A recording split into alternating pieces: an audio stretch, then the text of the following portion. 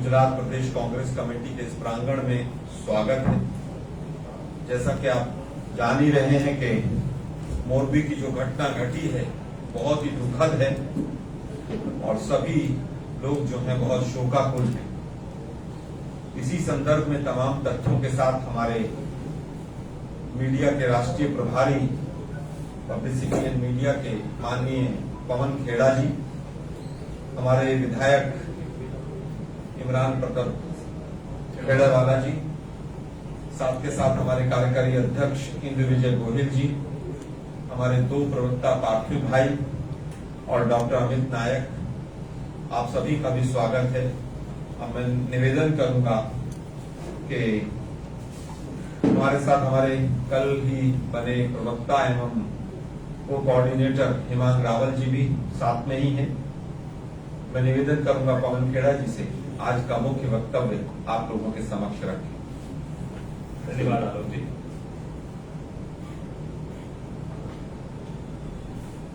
मोरबी दुखांतिका परसों हुई।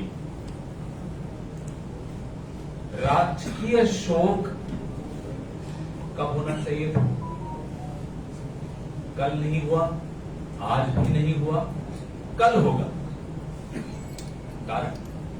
कारण ये कि माननीय नरेंद्र मोदी जी को कई इवेंट्स करने, उन इवेंट्स में खलल नहीं होना चाहिए। आप शोकाकुल हैं, 2 दिन इंतजार कीजिए। आपके आंसू बह रहे हैं, पहुंच दीजिए, 2 दिन बाद भाइएगा। कल रात का जो नजारा हम सबने सोशल मीडिया में देखा कि अस्पताल सिविल हॉस्पिटल मोरबी पे नई टाइल्स लगाई जा रही, रंग रोगन हो रहा है रात को। क्यों साहब? क्योंकि नरेंद्र मोदी जी को एक इवेंट करना है, आज तमाशा होना है। आज हेमंत जी दिखाइए वो फोटो। कल शोक व्यक्त करते हुए एक इवेंट में, कल ही दूसरा इवेंट शोक व्यक्त करते हुए,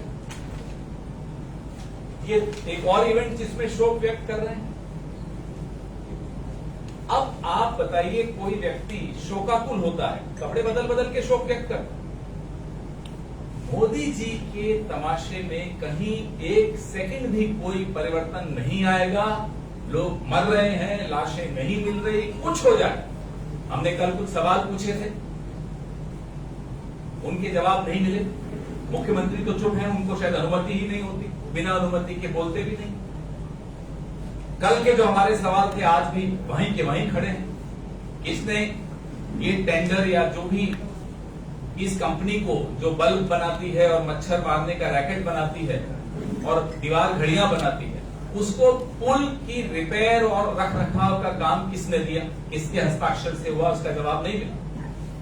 एफआईआर में जो नाम है, टिकट काट के जिसने बेची, टिकट बाबू, उसका नाम।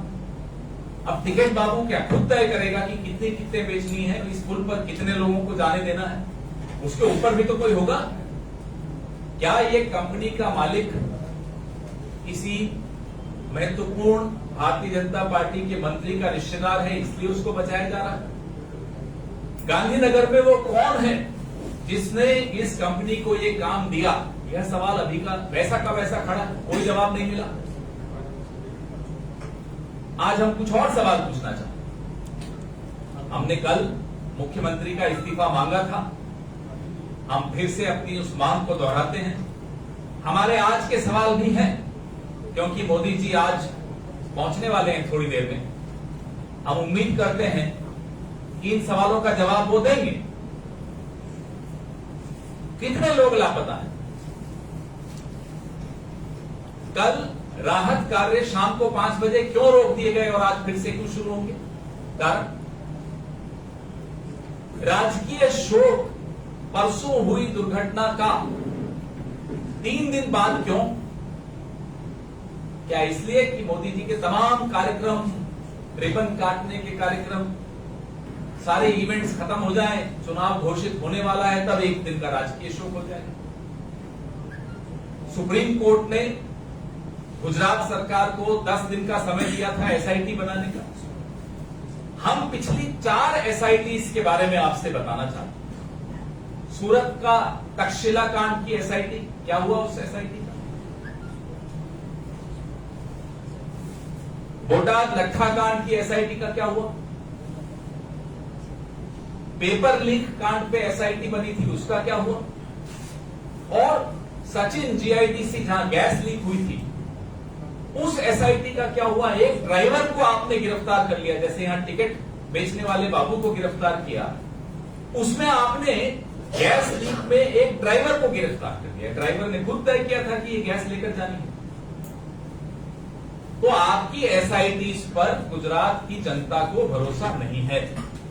हमारी ये मांग है और स्पष्ट मांग है कि जो एसआईटी इसमें बनाई जा रही है, उस एसआईटी को बनाने से पहले लीडर ऑफ ऑपोजिशन से सलाह करके 3 अफसर जो हमारे लीडर ऑफ ऑपोजिशन कहेंगे वो अफसर होने चाहिए, और बाकी अफसर जो आप चाहते हैं वो रखिए, ताकि एक न्याय संगत एसआईटी हो जिस पर लोग भरोसा कर सके। नहीं तो आपकी एसआईटीज का इतिहास तो मैंने आपके सामने खोल के रख दिया। सिर्फ लीपापोती के लिए एसआईटी बनाने की कोई आवश्यकता नहीं, क्योंकि जनता को आपकी सरकार, आपके मुख्यमंत्री, आपकी प्रक्रियाओं पर कोई विश्वास नहीं रह गया। एजेंसीज के साथ आप क्या करते हैं पूरे देश में वो सबको मालूम, वो सीबीआई हो, वो ईडी हो, वो इनकम टैक्स हो, वो पुलिस हो। तो आपकी एसआईटी तो आपको मुबारक हो। गुजरात की जनता इस एसआईटी को सिरे से खारिज करती है। जब तक ये एसआईटी विपक्ष के नेता की सलाह के बगैर बने, उस एसआईटी का कोई औचित्य नहीं रहता। आप लोगों के सवाल, और मैं उम्मीद करता हूं कि जो सवाल हमने मोदी जी से आज पूछे हैं और जो कल पूछे थे, उनके जवाब आप हासिल कर पाएंगे।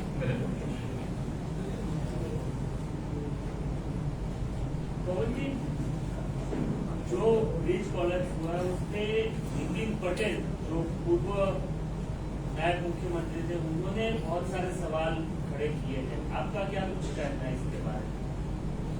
वो बहुत सालों से जवाब ढूंढ रहे हैं। अच्छी बात है कि भारतीय जनता पार्टी के भीतर से भी आवाज उठ रही है। हम इंतजार कर रहे हैं मुख्यमंत्री के इस्तीफे का, क्योंकि जब तक मुख्यमंत्री अपने पद पर हैं, कोई जांच निष्पक्ष नहीं हो सकती। सर, जिस तरह का जयशुपति जो एमडी है वो कोई भारतीय जनता पार्टी का कुछ बेवजह समझी लग रहा है, तो क्या है, कौन है समझी, उसके बारे में कुछ पता चला है? आप खोजी पत्रकार हैं, मैं पूरी उम्मीद करता हूं कि कल किसी न किसी अखबार में वो रिश्ता निकलेगा। फिर आलोक जी और हम फिर से आपके सामने प्रेस कॉन्फ्रेंस करेंगे, लेकिन ये काम आप करिएगा जरूर। सबको मालूम है कौन किसका रिश्तेदार है, आप उसको सार्वजनिक कीजिए, और फिर हम और सवाल पूछेंगे मोदी जी से और उनके मंत्रियों से। Sir, you posted yesterday several videos of the civil hospital from Morbi. Today, while Prime Minister is visiting there, now the reports are coming that white curtains have been put on the slum where Prime Minister will be visiting too. Your comments on that? The Modi model, or you want to call it the Gujarat model, the foundation of that model is don't worry about the reality, cover it. Covering it is the foundation of that model. And what is that model? That model is the typical model of commission and corruption, 2C model. So you cover what you cannot change, and the rest goes on as usual. If the Gujarat model of corruption and commission was not there, Modi would not have happened.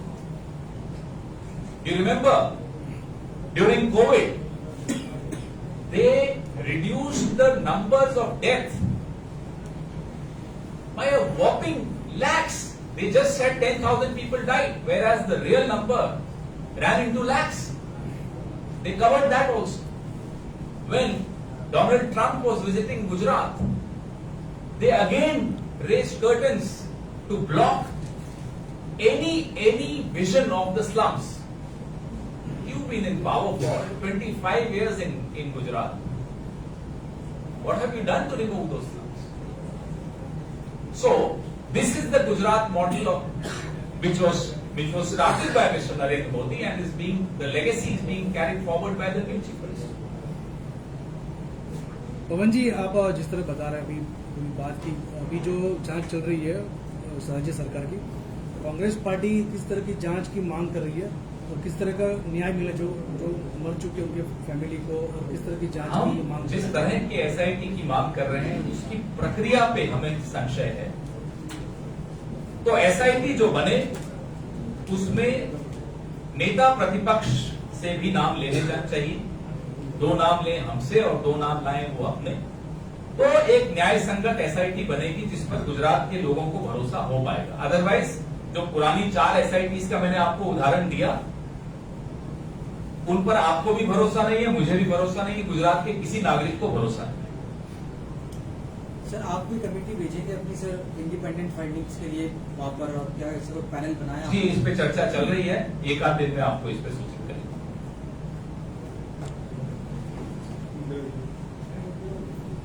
जी, मैं आपसे आग्रह करूंगा कि गुजराती में अपना वक्तव्य रखें।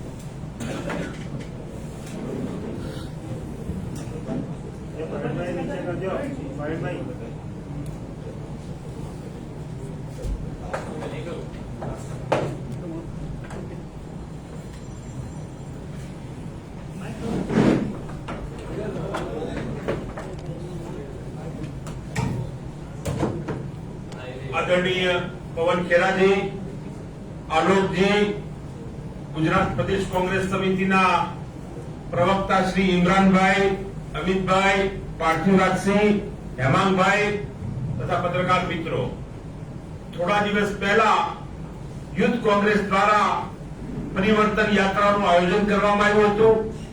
આ પરિવર્તન યાત્રામાં મોરબીમાં પણ જ્યારે અમે પ્રવાસ કર્યો ત્યારે ઠેર ઠેર જુદી જુદી જગ્યાએ ભારતીય જનતા પાર્ટીના ખૂબ મોટા હોર્ડિંગ્સ, ખૂબ મોટા બેનર્સ ઝૂલતા પુલની જાહેરાતને લઈને જોવા મળ્યા હતા। એ બેનર્સ, એ પોસ્ટર્સ હું આપની સામે રજૂ કરું છું। ભારતીય જનતા પાર્ટીએ પૂરેપૂરો પ્રયત્ન કર્યો હતો કે ઝૂલતા પુલને કઈ રીતે ચૂંટણીમાં ઉપયોગમાં લઈ શકાય, કઈ રીતે લોકોની વચ્ચે તેની પબ્લિસિટી કરીને વાહવાહી મેળવી શકાય। સૌપ્રથમ વાત ઉભી થાય છે કે ઝૂલતો પુલ મોરબીના ઠાકોર વાઘાજી ઠાકોરના સમયમાં બનેલો આ પુલ જ્યારે તેનું રિપેરિંગ કરાવવાનું આવ્યું ત્યારે સ્વાભાવિક છે કે આવો 150 વર્ષ જૂનો પુલ હોય તો આર્કિયોલોજી ડિપાર્ટમેન્ટને સોંપવામાં આવે, પુરાતત્વ ખાતાને સોંપવામાં આવે અને તેની મંજૂરી બાદ રિનોવેશનમાં આપવામાં આવે। પરંતુ ગુજરાત રાજ્યમાં આ તમામ નીતિ નિયમો નેવે મૂકેલા છે। ભારતીય જનતા પાર્ટીની સરકાર બંધારણના નિયમોથી ઉપર ચાલે છે, ત્યારે કોંગ્રેસ પક્ષના અમુક સવાલો છે જે ભારતીય જનતા પાર્ટીની નીતિ ઉપર શંકા ઉપજાવે તેવા છે। ગઈકાલે જ્યારે 132 કરતા વધારે ડેડ બોડી મળ્યા, પ્રાપ્ત થયા, ત્યારબાદ એફઆઈઆર દાખલ કરવામાં આવી અને આ એફઆઈઆર ની અંદર 50 થી વધારે તેવો ઉલ્લેખ કરવામાં આવ્યો। શા માટે 100 થી વધારે તેવો ઉલ્લેખ ન કર્યો? આ પણ કોઈ જે દોષિત લોકો છે એને બચાવવા માટે નામ વગરની લૂલી એફઆઈઆર બનાવીને આ સરકાર કોને લાભ પહોંચાડવા માંગે છે તેનો પણ જવાબ આપવો પડશે। રાજ્યની અંદર આવા બનાવો ભૂતકાળમાં પણ અનેક વખત બન્યા છે। ગુજરાત રાજ્યની અંદર લઠ્ઠાકાંડ જેવા બનાવો પણ આપણે જોયા, ત્યારે પણ એસઆઈટીની નિમણૂક થઈ। એ સિવાય સુરતમાં તક્ષશિલા કાંડ જેવા બનાવો બન્યા હોય ત્યારે પણ એસઆઈટીની નિમણૂક કરવામાં આવે। સચિન જીઆઈડીસી ની અંદર ગેસ ગળતરના પ્રશ્નને લીધે લોકો જીવ ગુમાવે ત્યારે પણ સરકાર એસઆઈટીની નિમણૂક કરે। ગુજરાત રાજ્યમાં જુદી જુદી પરીક્ષાઓમાં પેપર ફૂટે અને વિદ્યાર્થીઓના નસીબ ફૂટે ત્યારે પણ એસઆઈટીની નિમણૂક કરવામાં આવે।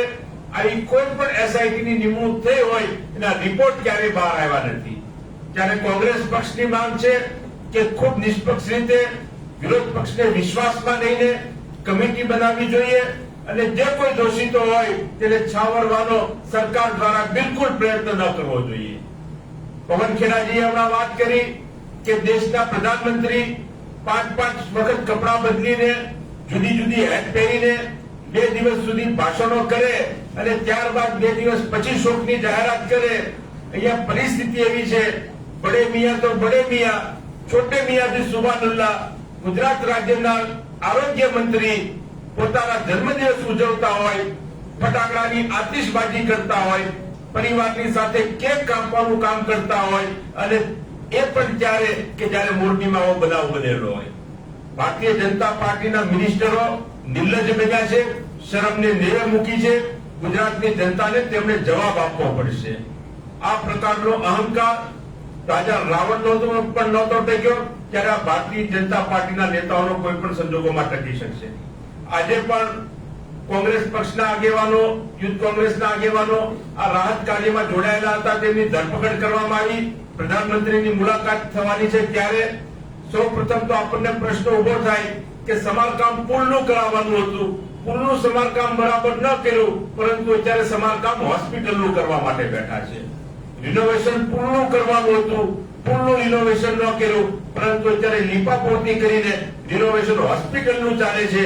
આ પ્રકારના દમ પણ ભારતીય જનતા પાર્ટીએ બતાવવા જોઈએ નહીં અને ભારતીય જનતા પાર્ટી ઇવેન્ટમાં માનવા વાળી પાર્ટી આજે આવી દુઃખદ હત્યાકાંડ જેવો બનાવ બન્યો છે, એટલા લોકોએ જીવ ગુમાવ્યો છે, પરંતુ આખી પ્રક્રિયાને જ્યારે ઇવેન્ટ હોય અને આ ઇવેન્ટમાંથી કઈ રીતે પોતાના પક્ષને ફાયદો થઈ શકે, આફતને કઈ રીતે અવસરમાં ફેરવી શકાય, આવી નીચ માનસિકતા સાથે આગળ વધી રહી છે. ત્યારે હું ચોક્કસ કહેવા માંગુ છું કે ભારતીય જનતા પાર્ટીની સરકારના અનેક નગરપાલિકાના ચીફ ઓફિસરે આ રીતે મંજૂરી આપેલી હતી, નગરપાલિકાના પ્રમુખે મંજૂરી આપેલી હતી, તેમના કોઈના નામ એફઆઈઆરમાં દાખલ કરવામાં આવ્યા નથી. ત્યારે ઘણા પ્રશ્નો સરકારની સામે ઉભા થાય છે અને માત્ર બોલવાથી ચપ્પલની છાતી વાળું થવાતું નથી. જે કોઈ આમાં દોષિત હોય એની પર કડકમાં કડક કાર્યવાહી થવી જોઈએ. જેમના ઈશારે આ ઉદ્યોગપતિઓને છાવરવામાં આવે છે, જેમના નામ એફઆઈઆરમાં નથી લાવતા, એ જેમના ઈશારાથી આ પ્રક્રિયા થાય છે, તેની ઉપર પણ કડક કાર્યવાહી થવી જોઈએ, તેની કોંગ્રેસ પક્ષની માંગ છે. પોસ્ટર્સ જે તમે બતાવ્યા એ હજુ પણ ત્યાં લગાયેલા છે કે પછી ઘટના બધી ત્યારબાદ એ બધા પોસ્ટર હટાવી દીધા છે બ્રિજ વાળા? ગઈકાલ સુધી તો પોસ્ટર હતા, આજે હટાવી દીધા કે નહીં ખ્યાલ નથી, પરંતુ ગઈકાલે અમે ફોટા મગાવ્યા ત્યારે ગઈકાલ સુધી આ પોસ્ટર ત્યાં લાગેલા હતા.